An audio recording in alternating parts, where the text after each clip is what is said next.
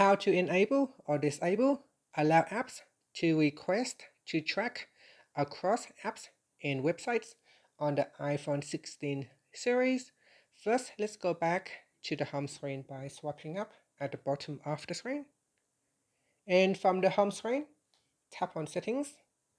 Now in the Settings page, we scroll down and then in here, tap on Privacy and Security, then tap on Tracking. In here, tap on Allow Apps to request to track. Tap on the toggle button to turn it off or switch it on. And here it said, with this feature, allow apps to ask to track your activity across other companies' apps and websites. When this is off, all new app tracking requests are automatically denied. So if you don't want apps to bother you and keep asking you for permission, you can simply switch this off and they will be automatically denied.